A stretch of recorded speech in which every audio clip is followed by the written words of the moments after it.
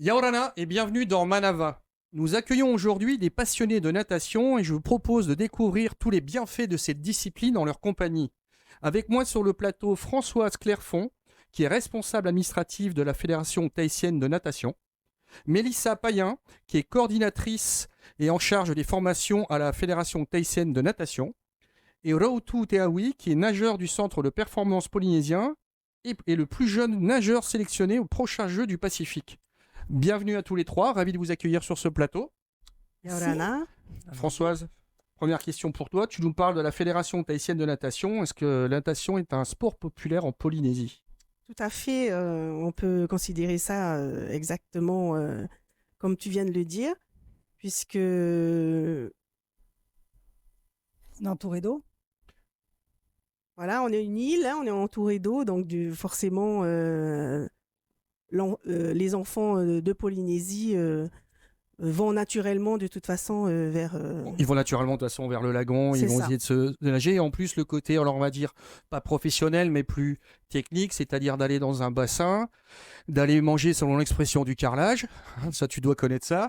Donc ça, c'est quelque chose, Mélissa, que les jeunes gens aiment bien. Et vous avez pas mal de monde dans les clubs ou à la Fédé? Alors, disons que tu parles de natation, la natation, quelque chose de culturel ici. Je dirais plutôt le surf est culturel, le va est culturel. La natation, un petit peu moins. En fait, il fait la distinguo entre aller nager et faire de la natation. C'est ça. Donc, aller nager, oui, on a des jeunes qui vont nager. D'ailleurs, Roto en est la preuve. Et on espère qu'on en aura de plus en plus dans les années à venir. Hein. Vous disposez de quels moyens? Quel moyen, quel outil? Quel outil? Donc, combien de piscines, ce genre de choses? Alors, sur la dizaine de clubs affiliés à la Fédération tahitienne de natation, sur Tahiti, on utilise 3 piscines essentiellement. Donc, les 2 bassins du À territoire. l'entrée de la ville? Voilà. Non. Ah. Non, les 2 bassins. Donc, c'est des bassins de 25 mètres, piscine Pater et piscine Taïna. Et le bassin à l'entrée de la ville, ce qui est une piscine municipale, c'est le seul bassin 50 C'est mètres. du 50, voilà. Ouais, c'est du grand bassin. Voilà. Donc, pour les clubs sur Tahiti, ça tourne essentiellement sur ces 3 structures. Et aussi, on a des clubs en milieu lagonaire, je parle au niveau de Tahiti, qui vont soit s'entraîner à PK18 ou à la presqu'île. Bon, là, en l'occurrence, ils ont de l'espace pour ça. Ouais, ils ont Est-ce qu'il y a aussi des bassins dans les îles? Bassin, il y a un bassin lagonaire à Raiatea. Et on a le club dont est issu Routou, ici présent. J'allais y venir, t'es de Ouais, excuse-moi Stéphane. Vas-y. Et voilà, le club du CN Tapioi s'entraîne dans ce bassin naturel, lagonaire. Quoi. Alors, Lauto, si tu veux bien, tu nous en parles. Toi, tu viens de quelle île et comment on en vient à la natation à un si haut niveau? Moi, je viens de Raiatea. Hein. D'ailleurs, j'aimerais bien faire une petite dédicace à RFP. Vas-y, fais-toi plaisir. Dédicace à RFP, mon île. Hein. Je vous aime de tout mon cœur. Je viens de là-bas. J'ai commencé à la natation là-bas. T'as commencé à quel âge? J'ai commencé à la natation à 4 ans. Alors, c'est les parents qui t'ont mis à la natation? C'est toi qui avais envie? Comment ça se passe? C'est moi qui voulais. Parce que j'aimais bien nager dans la mer et tout. Et puis, j'avais rien à faire l'après-midi, à part rester à la maison sur l'écran. J'avais rien à faire, du coup, j'ai choisi ce sport Très bien. l'après-midi. Plutôt que de rester devant l'écran, excellente idée. Comment est-ce que, Françoise, comment est-ce qu'on gère tout ça? Combien est-ce que vous avez d'adhérents et comment est-ce que ça fonctionne? Est-ce que vous organisez des compétitions toutes les semaines, tous les mois? Comment fonctionne la Fédé? Alors, la Fédé, nous sommes basés sur Fatawa, à Pirée. Nous avons un peu plus de 2000 licenciés. Comme Mélissa le disait, une dizaine de clubs, aussi bien sur Tahiti que dans les îles. Les compétitions? Les compétitions, nous avons un conseil fédéral, un directeur technique donc, qui met en place les compétitions de référence ou d'animation tout au long de l'année. Et on suit un calendrier aussi national en fonction donc des échéances nationales. Oui, parce qu'il faut savoir que vous jonglez entre le côté compétition en Polynésie et aussi, de temps en temps, vous allez aussi vous frotter au niveau national, c'est ça? Ça fonctionne comment? C'est ça. Mélissa? Mélissa. Alors, on a à peu près une compétition par mois. Donc, il y a des grilles de qualification, des temps à effectuer. Et donc, une fois que les nageurs ont effectué ces temps, ça commence à la catégorie Benjamin, à peu près 11-12 ans. À partir de quel âge on commence Ouais, les c'est compétitions en ça, natation? 11-12 ans, hein, si je ne dis pas de bêtises, parce que Ouais. je mélange un petit peu les années. Et ça part essentiellement au championnat de France. C'est le même système qu'en athlétisme? À Alors, peu près, c'est-à-dire que vous faites des temps et puis en fonction des temps, vous pouvez faire la compétition et ce genre de exactement, choses? c'est D'accord. ça. C'est exactement ça.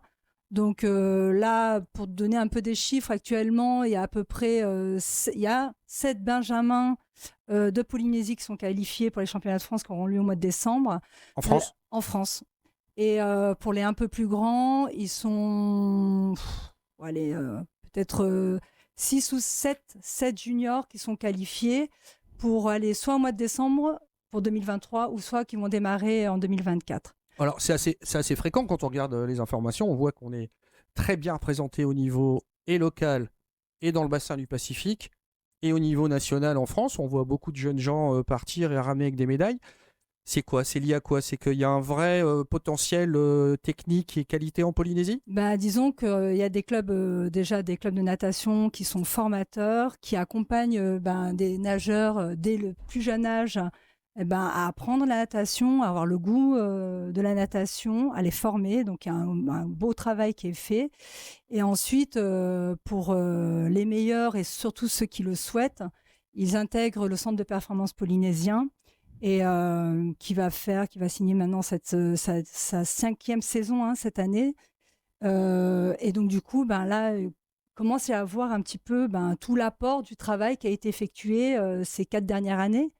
Et donc, voilà, donc il y a du monde et il y a de belles graines aussi qui poussent au niveau, Et que ça soit au autant niveau garçons des que clubs. filles, c'est très bien d'ailleurs en plus. Ouais, il y a des voilà. filles, des garçons, mais voilà, il y a des belles graines qui poussent au sein des clubs affiliés et au sein du centre de performance qui commence à avoir des beaux Des résultats. beaux résultats. Ouais. Le centre de performance, ça fonctionne comment? C'est quoi une semaine type? Comment est-ce que tu t'entraînes? Comment les plannings sont préparés? Le volume de travail? Allez, raconte-nous tout. Alors, déjà, on nage matin-soir, 2 heures. Quand je disais manger du carrelage, j'avais raison quand même. Hein. Ouais. Donc on est à 4 heures par jour. Voilà, c'est ça. Les plannings sont posés par le coach à Anis Billy sur une application nommée PlaySharp. Tu peux voir les entraînements, les protocoles. Tu sais ce que tu vas travailler, tu sais, d'accord. Voilà.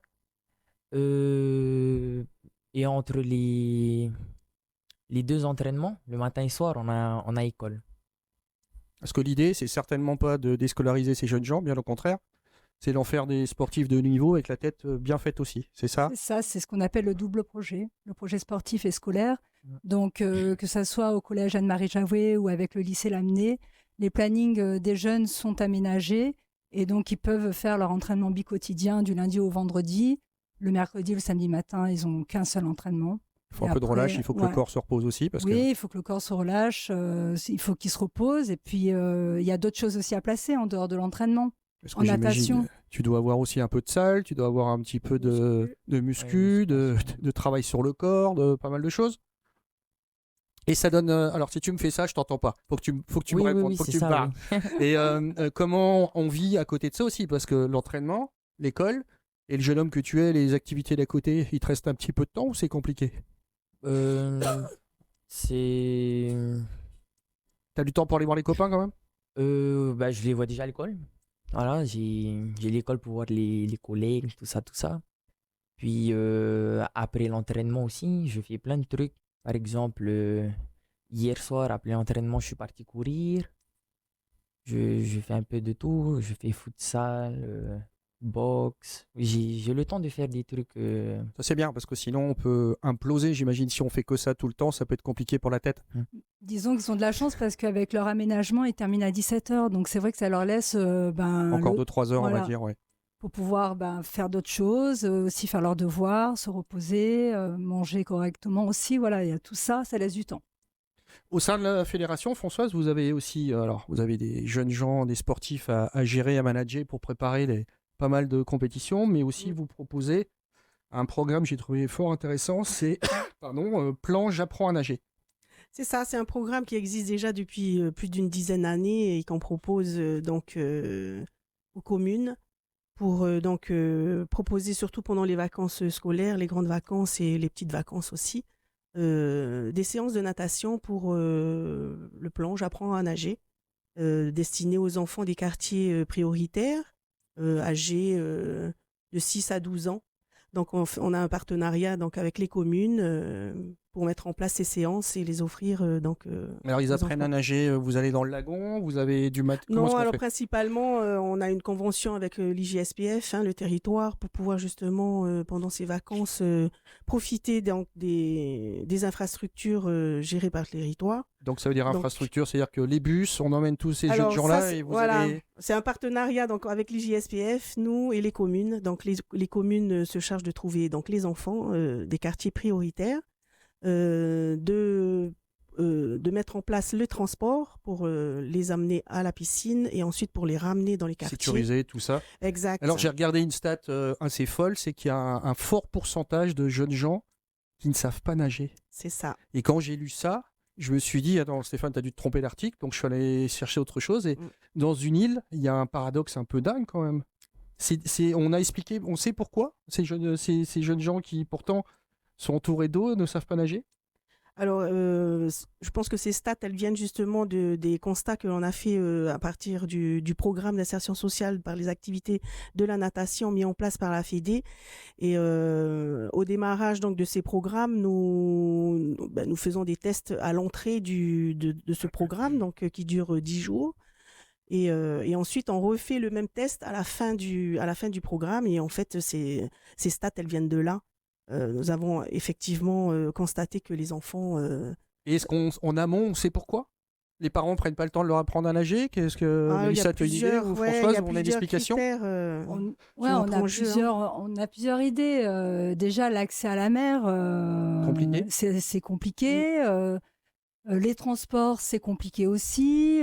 Donc, il y a d'autres activités aussi un peu plus populaires aussi dans les quartiers que de la natation. Je pense qu'on manque aussi énormément d'infrastructures. Et donc, du coup, on préfère... Donc le plan J'apprends à nager est parfaitement à sa place. Et ça fait en sorte qu'on ait plein de jeunes gens qui apprennent à nager. Et c'est une très bonne chose.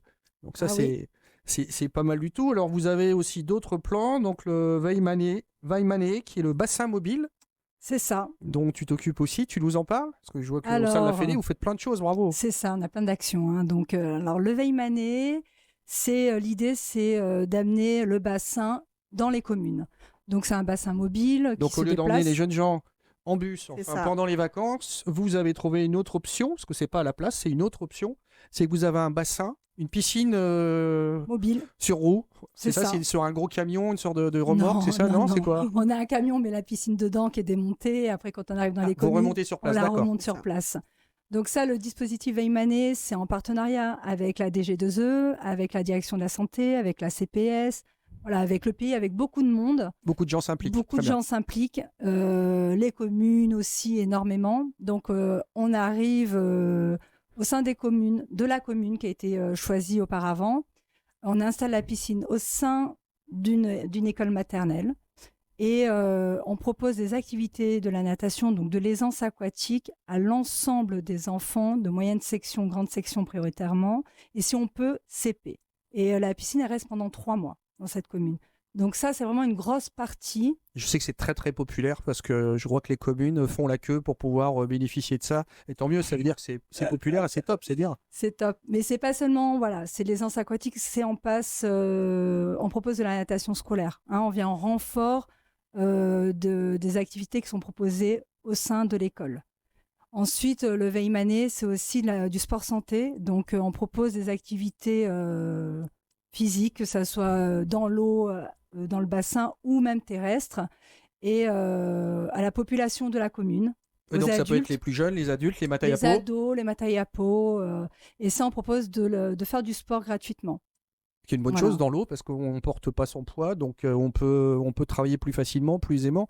C'est une thalasso à domicile presque en fait. Ouais, c'est ce qu'on essaye de proposer. Et puis aussi, c'est recréer un peu du lien social. c'est pas seulement faire du sport, mais voilà, c'est un petit peu se rassembler, discuter ensemble, sortir un peu de chez soi. Voilà. Donc, Et est-ce que des jeunes gens comme Routou font office aussi d'ambassadeurs? Est-ce que tu parles à tes copains en leur disant, les gars, venez à la natation, c'est bon pour le corps, ça fait du bien, on est super bien shape. Comment tu essayes de les faire venir à la natation ou tu t'occupes juste de ta compétition? Moi, je m'occupe juste de moi. Après, les autres, ils font leur vie. C'est une bonne façon d'approcher les choses aussi. Comment est-ce qu'on prépare? Parce que tu fais pas mal de compétitions. Tu es le plus jeune nageur sélectionné pour les prochains Jeux du Pacifique. Alors déjà, bravo.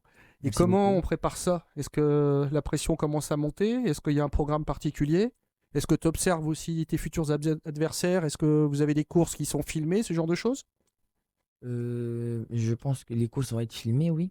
Je regarde pas mes prochains adversaires, enfin. Tu t'occupes de ta ligne, Voilà. d'accord? Je m'occupe de moi, je m'entraîne à fond pour arriver au Jeux du Pacifique. C'est dans combien de temps là? On part le 15. Ouais, c'est dans quelques semaines là. Voilà.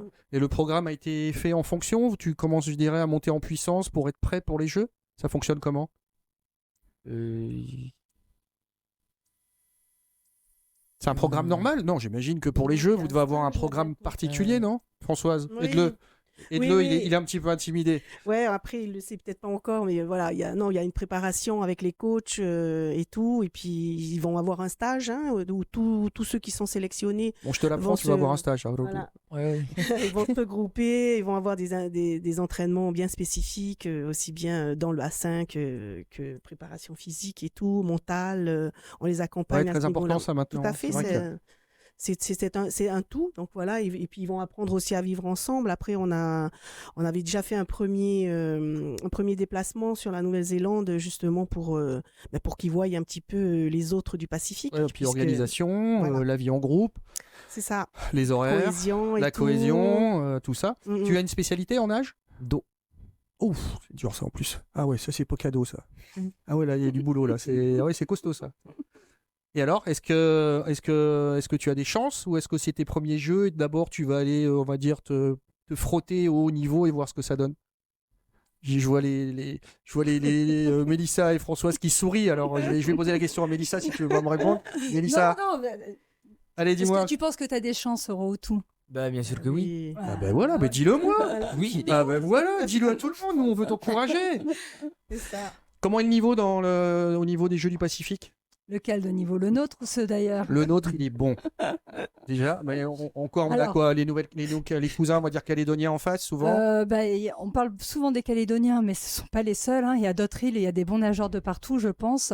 Les nôtres, moi, je préfère parler des nôtres. Je les connais plus que On parle ceux- des nôtres, ça me va voilà. très bien aussi. Ce qui a à souligner, c'est que c'est une jeune délégation. L'âge moyen pour ce déplacement, c'est 16 ans. Ah, effectivement. Oui. Donc, pour la totalité, ça va être leur première expérience aux Jeux du Pacifique. Mais jeunes, voilà, ils sont jeunes en âge, mais bien évidemment qu'ils ont tous un potentiel médaillable. C'est pour ça qu'ils y vont. C'est parce que déjà, les temps de qualification, ils sont loin d'être simples et ils les ont réussis. Donc, bravo à eux déjà. Et voilà, on fera le bilan à la fin des Jeux et du puis la Pacifique. pression, Hein. ils l'auront suffisamment tôt. Ouais. De toute façon, il n'y a pas de meilleure façon de progresser que de l'esprit en compétition. C'est pour le haut niveau.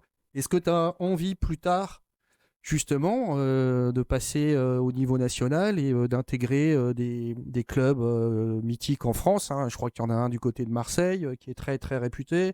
Il y en a un en région parisienne aussi. Il y en a un du côté d'Orléans, si je dis pas de bêtises. Ouais. Normalement, si je me souviens un peu de tout ça.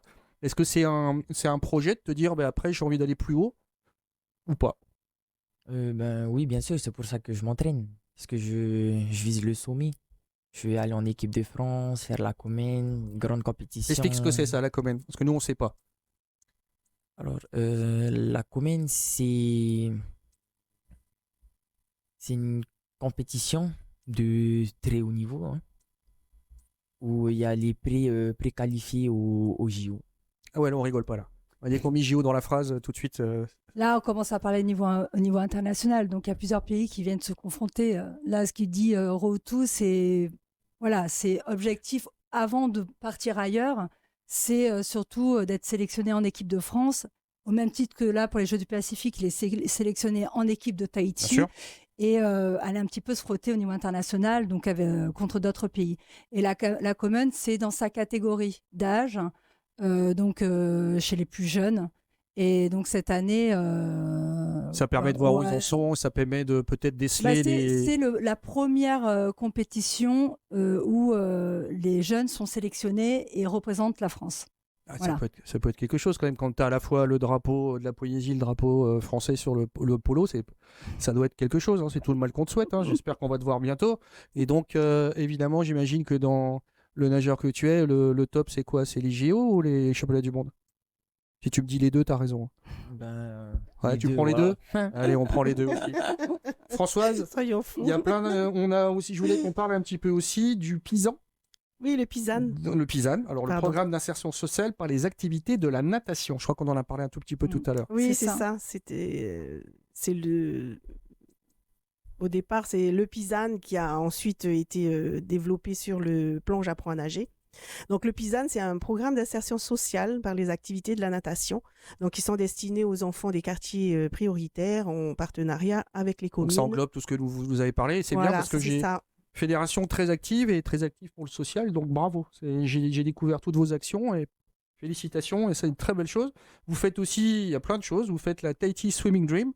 Donc ça, c'est la traversée de Tahiti-Moréa. Alors quel en est le but? Ou alors explique-nous ce que Pas c'est. seulement. La Tahiti Swim Dream, ça comporte plusieurs événements. Donc déjà, il y a le premier événement, c'est la traversée Taharayatea. C'est une traversée à la nage de 5 km. Ensuite, on a Donc là, on est ce qu'on appelle en eau vive. Ouais, Voilà, eau libre. En eau libre, Ouais. d'accord, en eau libre. Très bien. Eau vive, c'est en rivière. D'accord, alors en eau libre. En eau libre. Ensuite, on a The Very Beach Challenge. Donc là, c'est une matinée d'animation qui est proposée au parc Veirei. Et là, on propose des activités donc, de sauvetage sportif, des activités culturelles et traditionnelles. Et des activités traditionnelles. Et ça, c'est ouvert pour tous les enfants et c'est gratuit. Donc ça, c'est le deuxième événement. Et le troisième événement, donc le plus gros, c'est la fameuse traversée Tahiti-Moréa à la nage, donc qui fait 24 km. Et voilà. Quelles sont les conditions pour s'inscrire? Parce que là, on n'est pas en train de parler d'1 ou 2 kilomètres tranquille.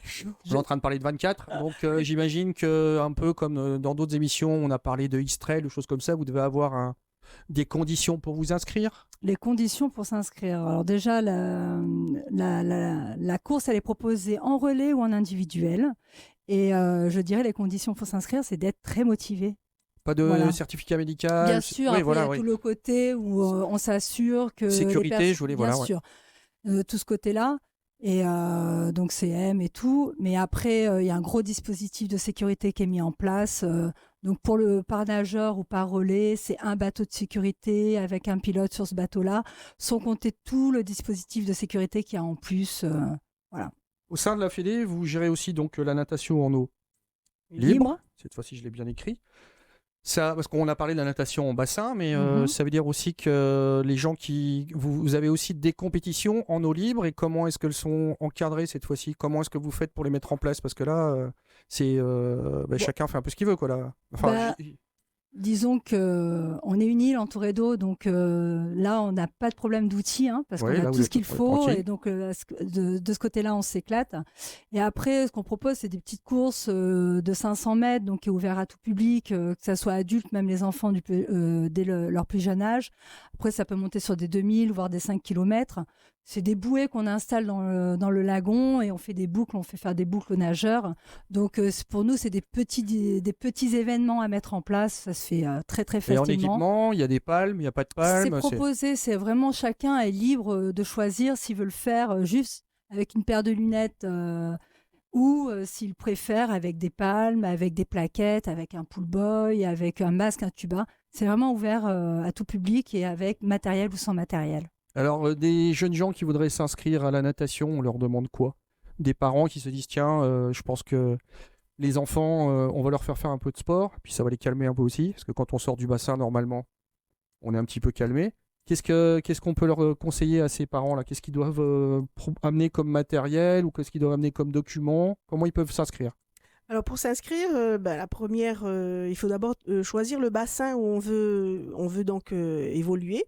Parce que c'est quand même important, on s'engage pour une année et donc du coup, il faut quand même que ce soit pratique et pour les parents et pour celui qui veut faire du sport. Donc s'il veut s'inscrire, il choisit son bassin parce qu'il faut savoir que les clubs sont donc, comme Mélissa le disait, sur les 2 bassins de 25 mètres sur Pire-Haye ou sur Punavia ou à Papeete, donc la piscine municipale donc de Tipperary. Vous avez aussi une petite piscine au collège Anne-Marie Javoué où ils peuvent aussi s'inscrire. Donc, une fois qu'ils ont choisi le lieu, et ben, nous avons un site internet, sinon il y a les réseaux sociaux sur lesquels ils peuvent trouver toutes les informations des clubs qui évoluent donc sur ces 3 communes. On a aussi donc à la Presqu'île, il y a le CNS Teva sur le parc Ovin. Je cherche mes mots. Sur la presqu'île. Voilà, sur le site, c'est bien expliqué. Voilà, et à Taravo aussi également, pour ceux qui sont plus à la presqu'île. Donc, une fois qu'ils ont choisi, il y a une fiche d'inscription à Voilà, vous renseigner. allez les guider, ils vont savoir Voilà, comment faire. c'est ça, Bon, très bien. exactement. Alors, ça sera le mot de la fin. Le mot de la fin, surtout, ça va être pour toi, Routou. Bon courage pour les Jeux du Pacifique. On espère que déjà que tu sois content parce que c'est la base. Et puis après, les résultats, ils vont suivre, c'est sûr. Donc, vous voyez que ça soit en bassin ou en eau libre et non pas en eau vive, eh bien, n'hésitez pas à contacter les personnes de la Fédé. Ils seront ravis de vous orienter. Merci d'avoir répondu à mes questions. Cette émission sera en replay sur le site de TNTV. Je vous souhaite une bonne fin de journée sur TNTV.